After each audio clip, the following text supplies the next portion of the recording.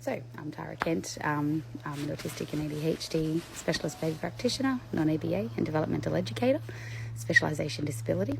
Another thing to talk about this morning is sensory sensitivities. So the autistic neurotype is very much driven by purpose, so purpose driven, and driven by managing sensory input. So most of us are quite sensory people. So me, I love smells, I love perfumes and nice smells. Can't stand bad smells. And I get really itchy. My skin gets really itchy when I get stressed about anything. I actually can't feel anxiety interoceptively. I just get really itchy in my skin. And I can't stand bright lights.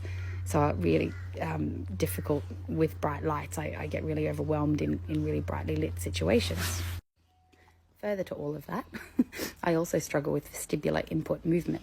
So I have what's called high registration, meaning I'll go upstairs and I can get quite overwhelmed quite quickly because I feel movement so much more than another person might. So I trip easily, I can trip over and things like that because of how much movement I'm feeling and experiencing at any one time.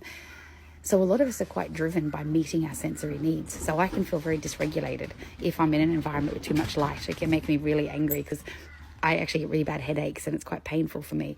And if I'm struggling to concentrate and I have access to some perfumes or something, then I might spray them and smell them. And you see me often do these ones because I find that really helps me regulate and feel comfy in my environment. Just like I can't talk when I'm walking up the stairs because of the vestibular stuff. So my sensory needs really direct my behaviour in a lot of situations. They're also a very fast track down becoming dysregulated and subsequently quite cranky. If you know or work with people who have sensory sensitivities, then it's really good if you can help them manage their environment, help them create environments that actually are respectful of their sensory profile and their sensory needs. You know, dim lighting, soft noise, whatever it may be that they need. You can't block that out. It's not pretend. It's not something we're doing on purpose. It is actually painful. Just because you don't experience it the same way doesn't mean they don't.